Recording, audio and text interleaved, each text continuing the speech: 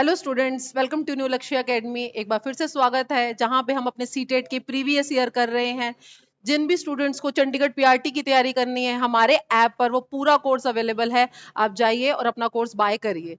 चलिए, हम बात कर रहे हैं सीटेट 2023 की, जो अब आपके कुछ ही दिन लेफ्ट रह गए हैं। तो उसी में आपका एक प्रीवियस ईयर 1 फरवरी 2023 का पेपर है, वो आज मैं आपको सोल्यूशन करवाऊंगी। फर्स्ट क्वेश्चन नंबर 61 आप मेरे सामने देख रहे हैं। निम्नलिखित में से पर्वतारोहण के ग्रुप लीडर को निभाने के लिए, यानी कि जो पर्वतों पे चढ़ते हैं, पर्वतों पे जो चढ़ते हैं, उनका जो ग्रुप लीडर होता है, उसकी क्या क्या जिम्मेवारी होती है, क्या क्या रिस्पॉन्सिबिलिटी होती है। बाकी सदस्यों का सामान उठाने में सहायता करना, बिल्कुल होती है। कोई भी अगर ऐसा पर्वतारोपण है जिससे कोई डिफिकल्टी आ रही है जिसको, तो वो उसकी हेल्प करेगा। अपने ग्रुप में सबसे आगे रहना और अन्य सदस्यों को अपने पीछे चलने के लिए कहना, नहीं वो खुद पीछे चलता है, तो ये ऑप्शन गलत हो गया। जो ग्रुप लीडर होगा वो सबसे पीछे चलेगा। ये आपका चैप्टर है एनसीईआरटी में, जिसमें पूरा जो माउंटेन कैंपिंग में होता है वो सारा कुछ इस चैप्टर में बताया हुआ है। ठीक है। विश्राम के लिए अच्छा स्थान ढूंढना और भोजन की व्यवस्था करना, ये भी उसकी एक जिम्मेवारी है। जो उचित प्रकार से नहीं चढ़ सकते हैं, उन्हें रुकने के लिए कहना, नहीं उनकी मदद करना। तो ये रुकने के लिए कहना इसका गलत आंसर होगा। तो इसका आंसर होगा ए एंड सी। और इसमें ई भी ऑप्शन दे रखा है, जो साथी बीमार हो उनका ध्यान रखना। बिल्कुल, जिसको भी कोई प्रॉब्लम है उनका ध्यान रखना, उनको प्राथमिक उपचार देना भी ग्रुप लीडर का काम होता है। तो इसका आंसर होगा ए एंड बी और ई।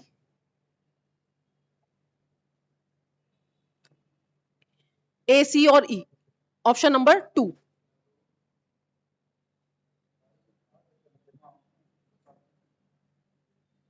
ए, सी और ई, तो option number B is the correct answer. ठीक है, नेक्स्ट क्वेश्चन बढ़ते हैं 62 की तरफ।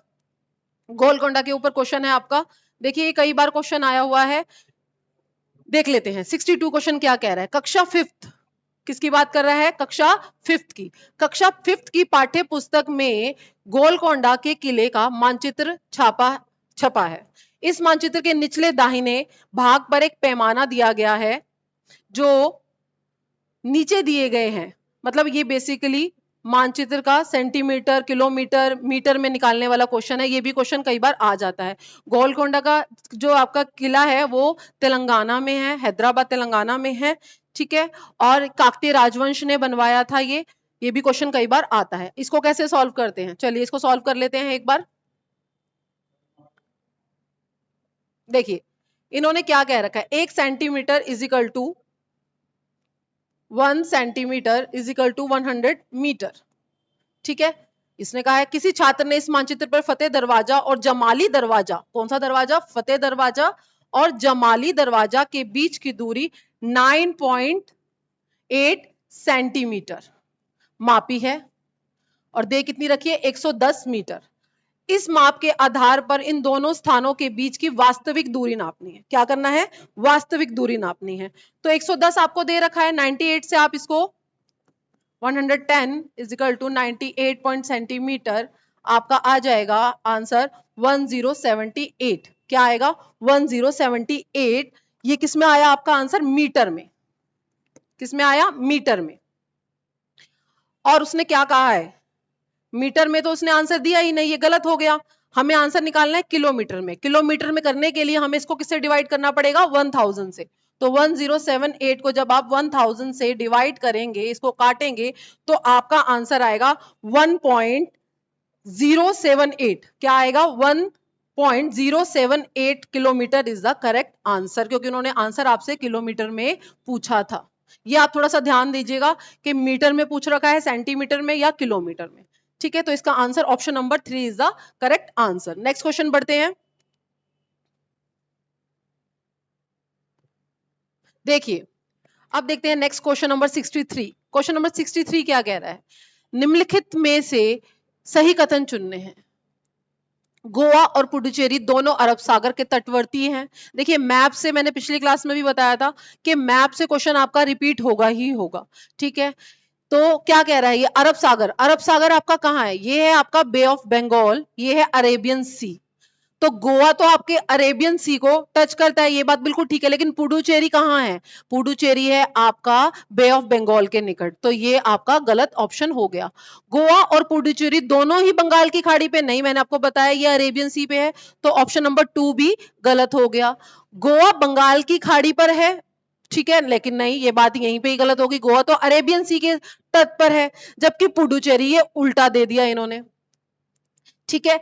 पुडुचेरी बंगाल की खाड़ी का तटवर्ती है, जबकि गोवा अरब सागर का तटवर्ती है, ये बात बिल्कुल ठीक है। देखिए अरेबियन सी ये रहा और नियर है गोवा, गोवा की कैपिटल क्या है आपकी पणजी, और लैंग्वेज कौन सी है वहां की? कोंकणी, ये भी आपसे पूछा जाता है। पुडुचेरी ये रहा आपका बे ऑफ बंगाल के पास, तो ये option 4 is the correct answer. और भी चीजें समझ लीजिए, यहां से क्वेश्चन ये भी आ सकता है आपका कि कर्नाटक के निकटवर्ती यानी कि पड़ोसी स्टेट्स कौन कौन से हैं, तो जो भी आपके लगते हैं आंध्र प्रदेश, गोवा, तमिलनाडु और केरल, ठीक है। यही क्वेश्चन सेम हिमाचल प्रदेश के लिए भी आता है कि हिमाचल प्रदेश के निकटवर्ती कौन से हैं? पंजाब हो गया आपका, उत्तर प्रदेश हो गया, हरियाणा हो गया, जम्मू कश्मीर और लद्दाख, ये आपके पड़ोसी राज्य होंगे। तो थोड़ा सा इन चीजों को समझ के जाइए। जितनी भी कैपिटल्स हैं हमारी, उनके नाम भी आपको पता होने चाहिए, कौन से स्टेट है उनकी कौन सी कैपिटल है। कभी कभार आपको बिहार ना देके सीधा पटना दे देते हैं, ठीक है, कभी कभार आपको केरल ना देकर आपको तिरुवनंतपुरम दे देते हैं, तो आपको पता होना चाहिए कि कौन सी किसकी कैपिटल है। इधर है आपके लक्षद्वीप और इधर है आपका अंडमान एंड निकोबार आइलैंड, ठीक है, ये आपकी यूटी भी है दोनों, और यूनियन टेरिटरी भी मैंने आपको करा रखी है, ठीक है। इसमें आपका लद्दाख है, जम्मू कश्मीर है, दिल्ली है और चंडीगढ़ है, 4 यूनियन टेरिटरीज आपकी नॉर्थ में है। देन उसके बाद दमन दीव एंड दादर नगर हवेली, ये आपकी एक यूनिटी हो गई जो आपके वेस्ट साइड में है। लक्षद्वीप हो गई, अंडमान निकोबार होगी, पुडुचेरी हो गई, ठीक है। ये रहा ये पूरा आपका फैला हुआ एरिया है, तो ये आपकी 8 यूनियन टेरिटरीज हो गई हैं। अब आगे बढ़ते हैं नेक्स्ट क्वेश्चन की तरफ।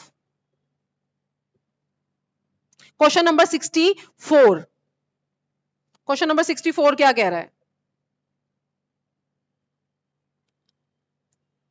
देखिए स्टीरियोटाइप से क्वेश्चन आपका आता ही है, ये भी बात मैंने लास्ट क्लास में आपको बोली थी कि लिंग संबंधी विषयों से संबंधित गलत धारणा की पहचान कीजिए। यह व्यक्ति के लिंग से संबंधित नहीं है, यह महिलाओं के विषय से संबंधित है, यह व्यक्ति के लिंग से संबंधित नहीं है। वो क्या कह रहा है? संबंधित गलत, नेगेटिव में पूछा है उसने। यह व्यक्ति के लिंग से संबंधित नहीं है, ये तो है, तो ये ऑप्शन तो इसका करेक्ट हो गया। यह महिलाओं नहीं, ये महिलाओं के नहीं, ये दोनों जेंडर बाइज, लड़का तुम ये काम कर सकते हो, लड़की तुम ये काम कर सकते हो, वो होता है आपका जेंडर बाइज। यह महिलाओं के विषय से संबंधित है, तो इससे आपसे गलत ही पूछ रखा है, तो ये ऑप्शन बिल्कुल ठीक है। आगे भी पढ़ लेते हैं। यह एक सामाजिक ढांचा है, बिल्कुल यह एक सामाजिक ढांचा है, हमारी सोच बनी हुई है, इस चीज को लेकर रूढ़िबद्धता बनी हुई है। वह प्रकृति में गतिशील है, यस ये चेंज होनी चाहिए और आगे होगी भी, तो इसका option number 2 is the correct answer. Next बढ़ते हैं क्वेश्चन नंबर 65। 65 क्वेश्चन क्या कह रहा है? निम्नलिखित में से भारत के राज्यों के किस समूह में तेल क्षेत्र है? देखिए तेल क्षेत्र की बात कर रहा है, पेट्रोलियम वाले जो आपका टॉपिक था अपनी क्लास में, मैंने उसमें आपको बताया भी था कि कौन कौन से राज्यों में आपके पेट्रोलियम क्षेत्र हैं। वहीं से क्वेश्चन आया हुआ है आपका। असम में बिल्कुल है, गुजरात में है, महाराष्ट्र में है और आंध्र प्रदेश में है, ये ऑप्शन बिल्कुल ठीक है। यहाँ पर उत्तर प्रदेश में नहीं है, गुजरात में है, महाराष्ट्र में, आंध्र प्रदेश में है, तो इस वजह से ये ऑप्शन गलत हो गया आपका 2। अरुणाचल प्रदेश में, उत्तर प्रदेश फिर से आ गया यहाँ पर आपका, तमिलनाडु, गुजरात, महाराष्ट्र और आंध्र प्रदेश, ये भी करेक्ट है। देखिए 2 ऑप्शन इसमें बिल्कुल करेक्ट है, तमिलनाडु में भी है, बट असम में जो है सबसे पुराना तेल का कुआं है और एनसीईआरटी में इसकी बात रखी गई है, इसीलिए असम को हम यहाँ पर प्रेफरेंस देंगे, इसलिए option number A is the correct answer, ठीक है। 1961 में सबसे पहला तेल का जो कुआं था वो यही बना था। पेट्रोलियम कैसे रंग का होता है? गाढ़ा बदबूदार होता है, ठीक है। जब ये जमीन से फाइंड होता है पेट्रोलियम के रूप में होता है, उनको रिफाइनरी में भेजकर हम पेट्रोल बनाते हैं, ये भी क्वेश्चन कई बार आया हुआ है। पेट्रोल से और क्या क्या बनाया जाता है? मोम है आपका, कोलतार है, ये भी सब उससे बनाया जाता है, तो और भी इस तरीके से क्वेश्चन आपके आ सकते हैं। नेक्स्ट क्वेश्चन बढ़ते हैं। घरों पे देखिए एक आधा क्वेश्चन तो हर पेपर में देखने को मिलता ही है कि भारत के जो राज्य हैं उनके घरों की विशेषताओं के बारे में। वहीं से एक क्वेश्चन आया हुआ है आपका, घरों के विषय में निम्नलिखित कथनों वर्णों पर विचार कीजिए। ठीक है, घरों के विषय में निम्नलिखित कथनों और वर्णों पर विचार कीजिए। लेह में 2 मंजिले समतल छतों के मकान होते हैं, निचली मंजिल पर जानवर और आवश्यक वस्तुओं को रखा जाता है। बिल्कुल सही बात है, लेह में 2 मंजिल के मकान होते हैं, नीचे की मंजिल पर जानवर और ऊपर की मंजिल पे इंसान रहते हैं, ये बात बिल्कुल ठीक है। हिमाचल प्रदेश में घर बांस के खंभों नहीं, बांस के खंभों पर असम में बनाए जाते हैं। कहां बनाए जाते हैं? असम में, क्योंकि असम में बारिश बहुत ज्यादा होती है। हिमाचल में स्लाइडिंग होते हैं, बर्फ ज्यादा पड़ती है, जैसे मनाली का एग्जांपल लिया जाए तो वहां पे ढालू छतें बनाई जाती हैं, बांस के खंभों पे नहीं बनाई जाती। राजस्थान के गांव के लोग कटीली झाड़ियों की छतों वाले मिट्टी के घरों में रहते हैं, बिल्कुल सही बात है। तो ए और सी अभी तक ठीक है, बी इसमें गलत है। नेक्स्ट ऑप्शन क्या कह रहा है? श्रीनगर, जम्मू और कश्मीर के अधिकतर लोग हाउस बोट में रहते नहीं है, हाउस बोट उनका ऑक्यूपेशन है, वह रहते नहीं है। वहां पर होती है झेलम, जो आपकी रिवर है झेलम नदी, वो आपके श्रीनगर से बहती है, क्वेश्चन भी आता है। डोंगे भी हैं, वो भी आपके हाउस बोट का ही पार्ट है, वो भी आपका श्रीनगर में ही होते हैं। डल झील है, वो भी आपके श्रीनगर में है, बट वहां के लोग उसमें रहते नहीं है। तो ऑप्शन नंबर इसमें सही है हमारा ए और सी। अब हमें ये देखना है ए और सी कौन से ऑप्शन में है। ए और सी आपका है ऑप्शन नंबर 4 में, तो option number 4 is the correct answer. चलिए नेक्स्ट क्वेश्चन बढ़ते हैं 67। क्वेश्चन नंबर 67 किसकी बात कर रहे हैं? ये समर ओलंपिक्स, ग्रीष्म ओलंपिक की बात हो रही है यहाँ पर। 2000 में वेट लिफ्टिंग के खेल में मेडल जीतने वाली प्रथम भारतीय महिला, कब की बात हो रही है? 2000 में। प्रथम भारतीय महिला कौन थी? फर्स्ट विमेन की बात कर रहे हैं ये। बिछेंद्री पाल नहीं, बिछेंद्री पाल ने माउंट एवरेस्ट पे चढ़ी थी ये, ठीक है, बिछेंद्री पाल इसका आंसर नहीं है। अफसाना मंसूरी भी नहीं है, सुनीता विलियम्स भी नहीं है, सुनीता विलियम्स अंतरिक्ष पे जाने वाली पहली महिला थी। Karnam Malleswari, Karnam Malleswari is the correct answer. देखिए कर्णम मल्लेश्वरी से कई बार क्वेश्चन आता है, क्वेश्चन क्या आ सकता है? एक तो कर्णम मल्लेश्वरी कहाँ की रहने वाली है? कर्णम मल्लेश्वरी आंध्र प्रदेश की रहने वाली है। इन्होंने 12 साल की उम्र से वेट लिफ्टिंग स्टार्ट कर दी थी और इंटरनेशनल लेवल पर इन्होंने 29 मेडल्स जीते हैं, ठीक है, ये क्वेश्चन भी आता है इनका। और एक कितना वजन उठा लेती हैं कर्णम मल्लेश्वरी? 130 किलोग्राम ये वजन उठा लेती हैं, ये भी क्वेश्चन आपका प्रीवियस ईयर में था, ठीक है, 130 किलोग्राम ये वजन उठा लेती हैं। चलिए तो इसका आंसर होगा कर्णम मल्लेश्वरी। नेक्स्ट बढ़ते हैं।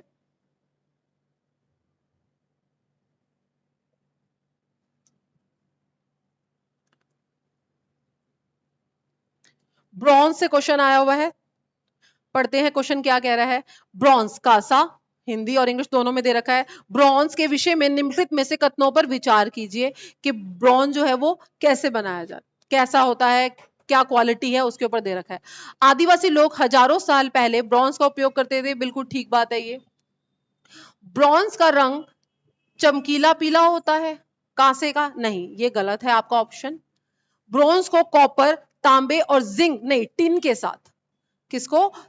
तांबे और प्लस टिन के साथ मिलकर बनाया जाता है पिघलाकर, तो ये ऑप्शन भी आपका गलत हो गया। ब्रॉन्ज को बनाने के में उपयोग किए जाने वाले तत्व गहरी खानों से प्राप्त किए जाते हैं, बात बिल्कुल ठीक है। तो ऑप्शन नंबर ए और D is the correct answer, यानी कि थर्ड ऑप्शन आपका बिल्कुल सही है। चलिए नेक्स्ट क्वेश्चन बढ़ते हैं। देखिए पेपर इस बार ऑफलाइन है। पेपर जो भी बच्चे तैयारी कर रहे हैं सीटेट की, अपना पेपर 1 की, वो प्रीवियस ईयर जरूर करें। 2011 से लेकर 19 तक के प्रीवियस बहुत हेल्पफुल होंगे। 2023 के हम करवा ही रहे हैं आपको, ठीक है। नेक्स्ट क्वेश्चन बढ़ते हैं 69 की तरफ। क्वेश्चन नंबर 69 क्या कह रहा है? परिवार के संदर्भ में निम्नलिखित में से कौन सा कथन सत्य है? एक परिवार में केवल रक्त संबंधित व्यक्ति ही हो सकते हैं जिनका ब्लड रिलेशन होता है, क्या सिर्फ वही व्यक्ति हो सकते हैं? ठीक है, नहीं ये बात सही नहीं, केवल नहीं, दत्तक बच्चों को परिवार का सदस्य नहीं कहा जाता, बिल्कुल पोता पोती नाता नाती सब परिवार का हिस्सा ही होते हैं। केवल एक अभिभावक के साथ रहने वाले बच्चे परिवार नहीं कहे जा सकते। देखिए परिवार दो प्रकार के होते हैं आपके, न्यूक्लियर और जॉइंट फैमिली, ठीक है। तो यहां पर सिर्फ किसकी बात करेंगे, केवल एक अभिभावक, तो ये भी आपकी डेफिनेशन सही नहीं है। एक आदर्श परिवार का विभिन्न व्यक्तियों के लिए भिन्न अर्थ हो सकता है। किसी को न्यूक्लियर फैमिली पसंद है, किसी को जॉइंट फैमिली पसंद है, सबकी अपनी अपनी सोच है। तो ये फोर्थ नंबर ऑप्शन आपका करेक्ट होगा, fourth is a right answer. Next बढ़ते हैं 70 की तरफ। देखिए क्वेश्चन नंबर 70 क्या कह रहा है, नए काम की तलाश में लोगों का मौसमी आगमन, यानी कि कोई जो भी इंसान है वो काम की तलाश में अपने शहर से दूसरे शहर जा रहा है, वह क्या कहलाता है।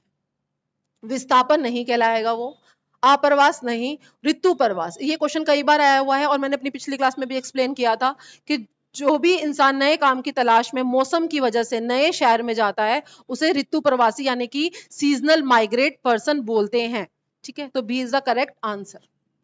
Next question 71। क्वेश्चन नंबर 71 क्या कह रहा है, एक पहेली पिछली क्लास में आपको मोर के लिए दे रखी थी, इस बार भी एक पहेली दे रखी है पक्षी के लिए, ठीक है।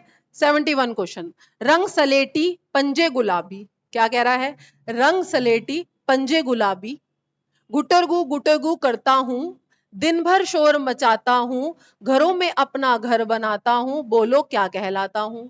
पिछली बार ऐसा मोर के लिए था, इस बार तो क्या होगा, गुटरगू सलेटी रंग का कबूतर होगा, फाख्ता नहीं होगा। फाख्ता आपका क्या करता है, मेहंदी की मेड़ में और कैक्टस के कांटों में अपना घोंसला बनाता है, घर में नहीं बनाता है।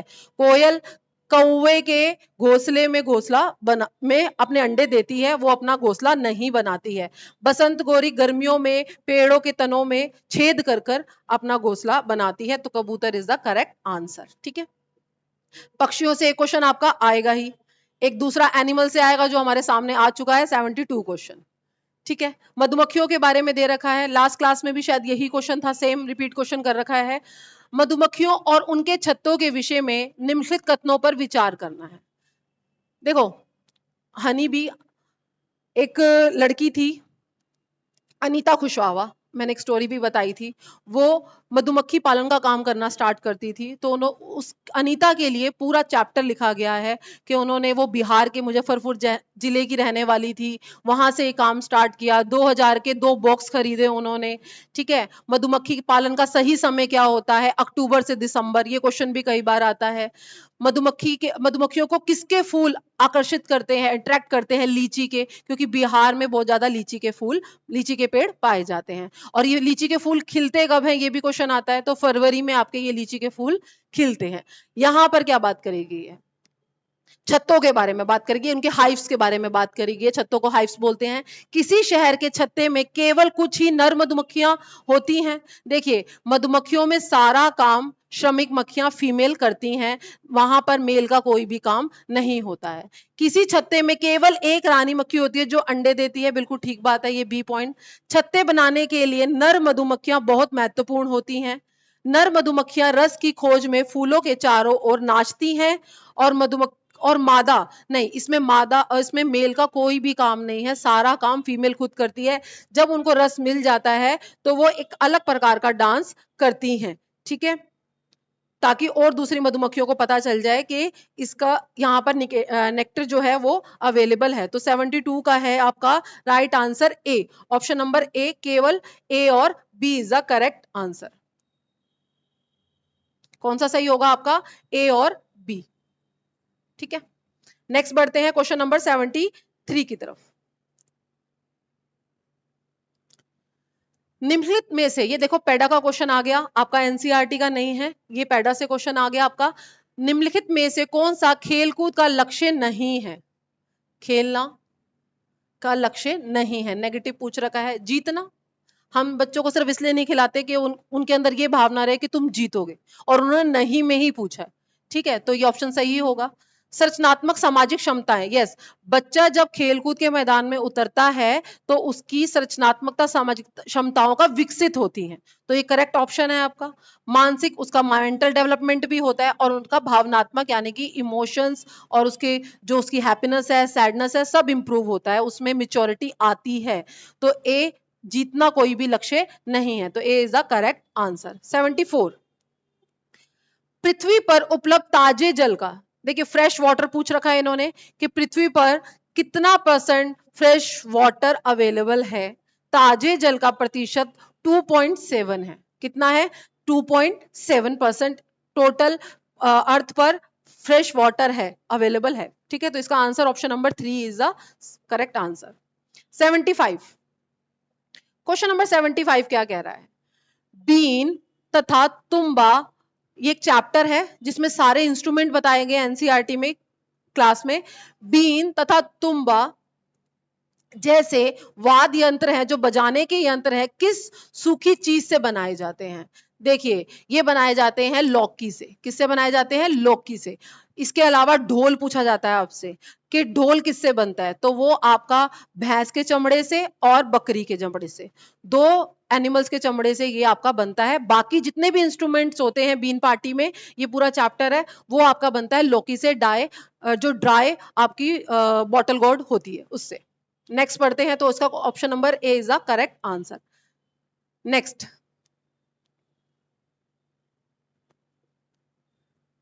चलिए ये भी आपका पैडा का ही क्वेश्चन है। सीखने के लिए आकलन, सीखने के रूप में आकलन के लिए अवसर प्रदान करता है। आत्म प्रतिवेदन, आत्म प्रतिबिंब यानी कि अपना सेल्फ, अपने आप को देखना, सेल्फ। सहकर्मी यानी कि हम किसी को, जब हम सब कोऑपरेटिव लर्निंग करते हैं, किसी के साथ बैठकर टीम में लर्निंग करते हैं, उसको देखना। योगात्मक आकलन, योगात्मक आकलन हो गया आपका एस से। देखिए एस से नहीं, किसी का भी पार्ट होता है F A. F A important है। एफ ए में बच्चे का होलिस्टिक डेवलपमेंट होता है। रचनात्मक प्रतिपुष्टि को ही एफ ए बोलते हैं, तो डी इसका करेक्ट आंसर होगा। बट आपको ऑप्शन में उन्होंने कई सारे पूछ रखे हैं कि इनमें से कौन सा सही होगा, तो इसमें आपका ए, बच्चे की सेल्फ असेसमेंट भी होता है, बच्चे का पीयर ग्रुप असेसमेंट भी होता है, और उसकी एफ ए यानी कि रचनात्मक प्रतिपुष्टि का भी असेसमेंट होता है। तो ए, बी और D is the correct answer. चलिए नेक्स्ट बढ़ते हैं क्वेश्चन नंबर 77 की तरफ। कक्षा 5th के छात्रों के लिए ईवीएस के पाठ्यचर्या से संबंधित संदर्भ शामिल होने चाहिए। क्या कह रहा है वो क्वेश्चन में? कक्षा 5th की बात कर रहा है। पहली बात तो जब भी कोई एक पर्टिकुलर क्लास की बात करी गई हो तो आप अपने माइंड को वहां पे सेट करेंगे। कक्षा 5th के छात्रों के लिए ईवीएस के पाठ्यचर्या में संबंधित संदर्भ, संदर्भ मतलब कॉन्टेक्चुअल, शामिल होने चाहिए। खुद पर नो, उसमें घर शामिल होना चाहिए, होना चाहिए, बिल्कुल होना चाहिए। स्कूल भी होना चाहिए, और पड़ोस और बड़े पैमाने पर समुदाय, जहां पर समुदाय वर्ड आ जाए वो आपके ईवीएस का मेन लक्ष्य है कि पूरे एनवायरनमेंट की बात करी जाए। तो इसमें से आपसे कोई ए बी में ही नहीं पूछ रखा, तो answer number 4 is the correct answer, जहां पे कम्युनिटी की बात करी गई हो। चलिए नेक्स्ट बढ़ते हैं 78 की तरफ।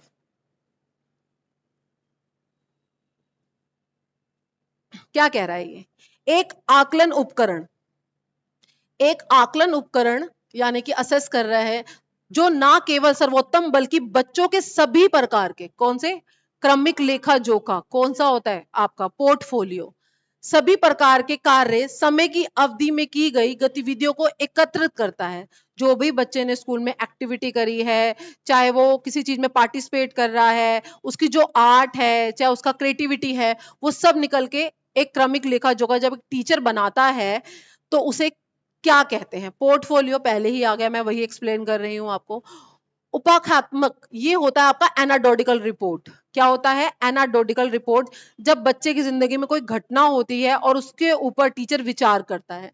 ठीक है। रूब्रिक्स एक छोटा पार्ट होता है जिसमें एक टाइम पीरियड के लिए उसके बारे में लिखा जाता है। संचयी रिकॉर्ड भी नहीं होगा, तो इसका आंसर होगा ए, पोर्टफोलियो। क्या होगा? ए, पोर्टफोलियो। नेक्स्ट क्वेश्चन बढ़ते हैं।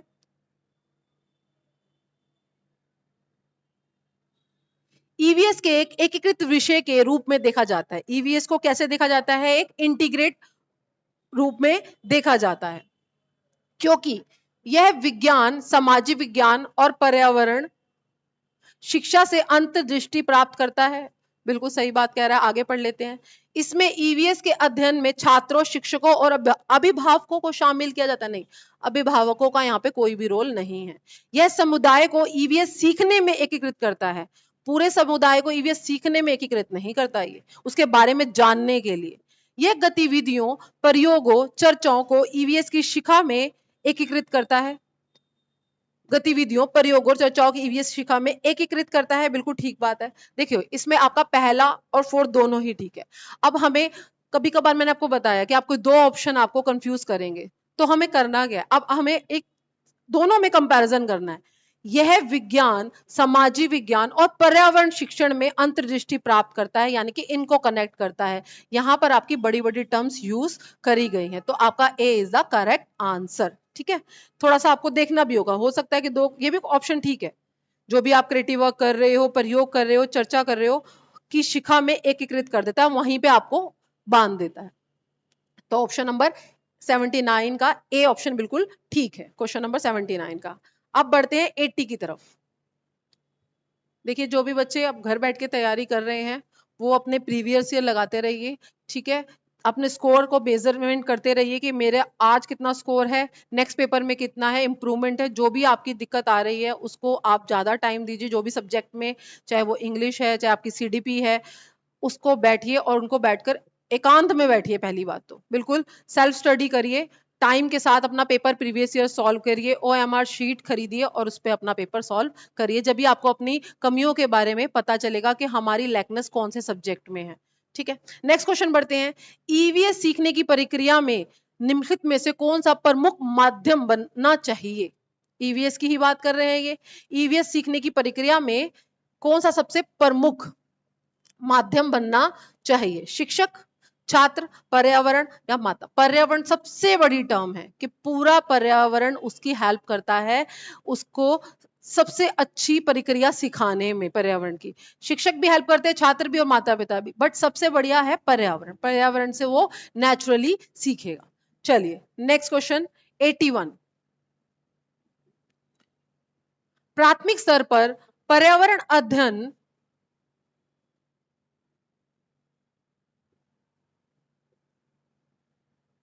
क्वेश्चन नंबर 81, प्राथमिक स्तर पर पर्यावरण अध्ययन शुरू करने के लिए सबसे उपयुक्त तर्क कौन सा है? क्वेश्चन नंबर 81 क्या कह रहा है कि प्राथमिक स्तर पर पर्यावरण शुरू करने के लिए सबसे उपयुक्त तर्क है ना केवल मानव अस्तित्व बल्कि पृथ्वी पर सभी जीवों रूपों, देखो बिल्कुल सही बात कह रहा है, ना केवल मानव अस्तित्व बल्कि पृथ्वी पर सभी जीवन रूपों सहित पर्यावरण के महत्व को समग्र, समग्र मतलब सब कुछ उसमें मिल जाना, पूरा होल रूप से समझने के लिए सराहना करें। बिल्कुल कि बच्चे की जो पर्यावरण है उसको कैसे बढ़ाएं, उसके जीवन के साथ साथ जोड़ने से के साथ साथ पूरे पर्यावरण के साथ उसको जोड़ा जाए। बिल्कुल ठीक कह रहा है ये। नेक्स्ट ऑप्शन, पर्यावरण के महत्व की सराहना करें, सिर्फ उसके महत्व की सराहना करना सही नहीं है। विभिन्न प्रदूषण समस्याओं, सिर्फ प्रदूषण के बारे में यहाँ पर बात हो रही है तो वो भी सही नहीं है। नेक्स्ट क्या कह रहा है, पर्यावरण से संबंधित खोजपूर्ण गतिविधियों में बच्चों को शामिल करें, ये भी अच्छी बात है, बट आप उसमें देखो समग्र, मतलब आप ओवरऑल सब कुछ उसको सिखा रहे हो, तो इससे ज्यादा बेटर आपका ए इज द करेक्ट आंसर। ठीक है, नेक्स्ट क्वेश्चन बढ़ते हैं 82 की तरफ। थीम पौधों को पढ़ाने के बाद मीना ने विद्यार्थियों के लिए पार्क में भ्रमण करने का संचालन किया। कहाँ लेके जा रही है वो? पार्क में।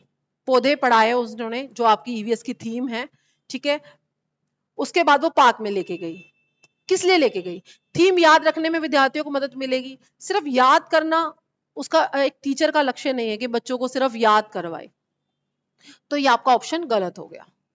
पार्क में पौधों को पहचानने में मदद मिलेगी। आगे बढ़ते हैं, कक्षा के अधिगम को वास्तविक जीवन, जहां पे भी आपका रियल लाइफ, रियलिटी, दैनिक जीवन, चर्चा, परिचर्चा, ये वर्ड आ जाते हैं तो आपका आंसर वही हो जाता है करेक्ट।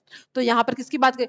वास्तविक स्थितियों से सह संबंध, सह संबंध उनके बारे में जागरूक कराने को मिलेगा। बिल्कुल ठीक बात है कि उनको बिल्कुल नेचुरल चीजों के साथ ही रियलिटी जानने का मौका मिलेगा। तो third option is the correct answer. Next बढ़ते हैं,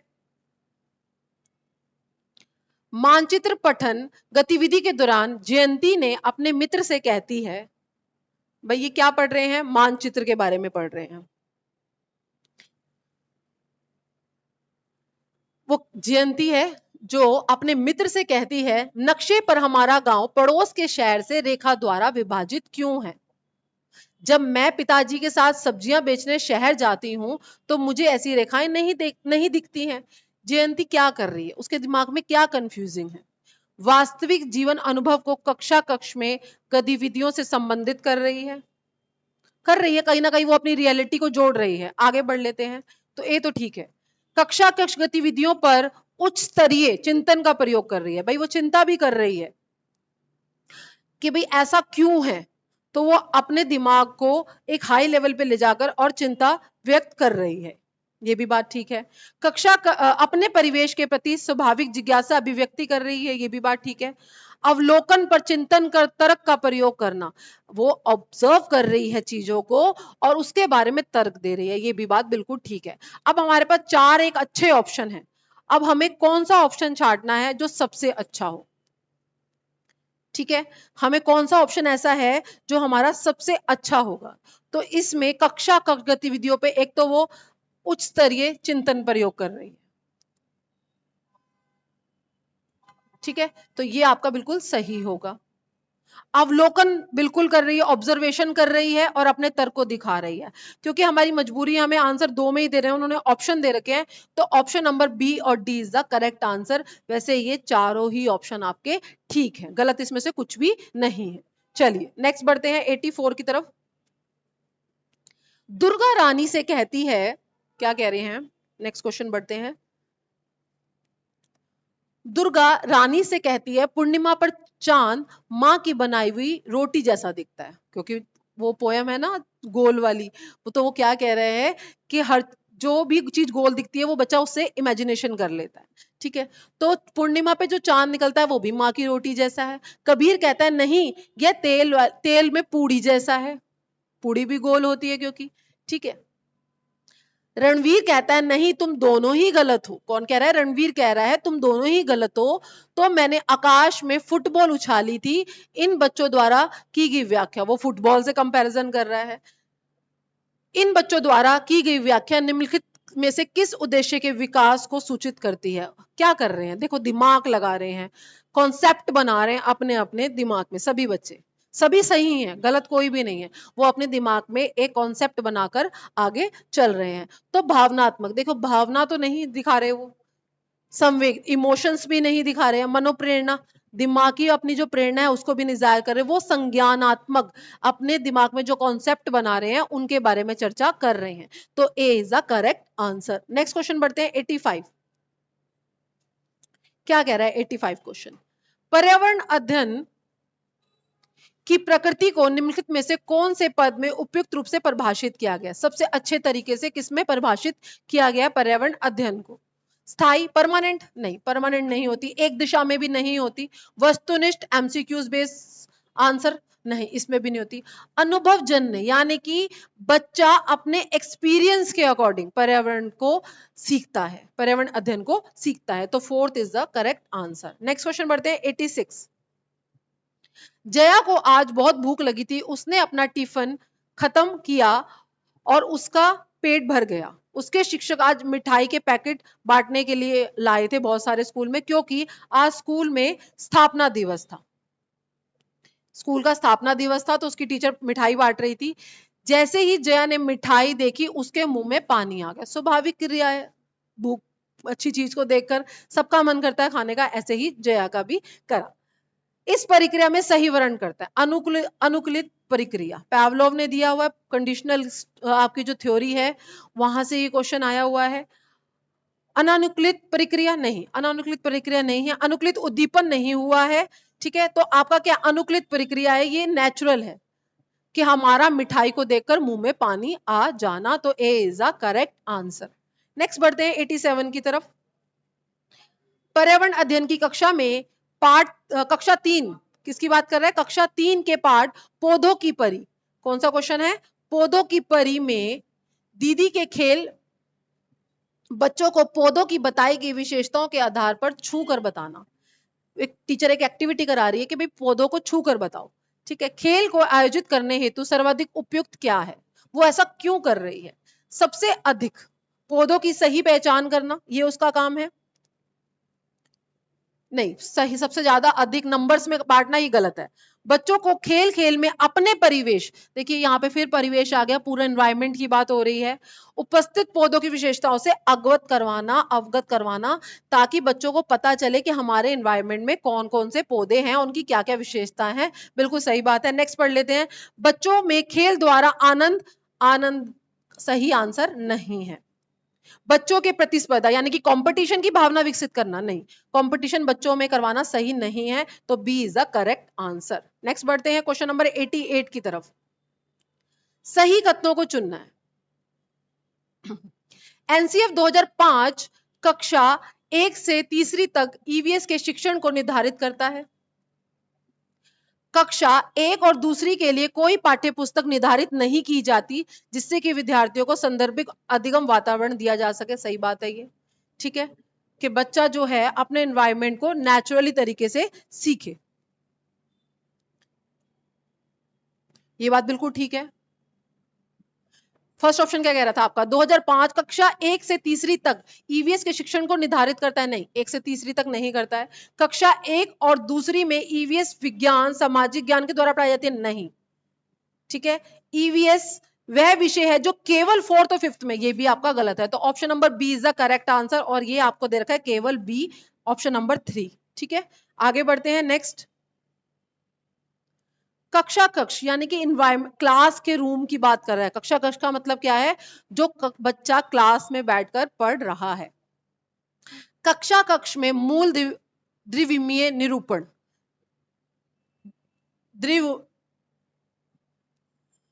द्विविमीय निरूपण द्वारा संप्रत्य का चित्रण में आरंभ होता है।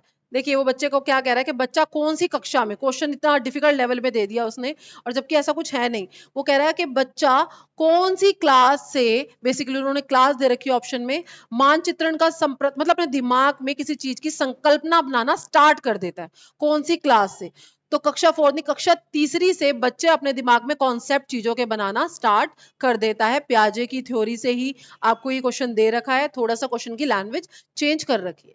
Next question, question number 90।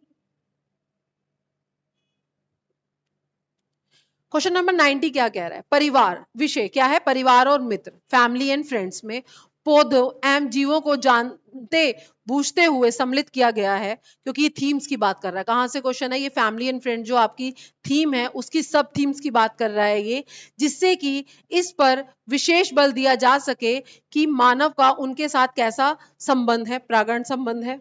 आगे बढ़ते हैं। उन्हें एक स्मर्ग, देखिए मैंने अभी आपको बताया था कि सबसे बड़ी टर्म होती है,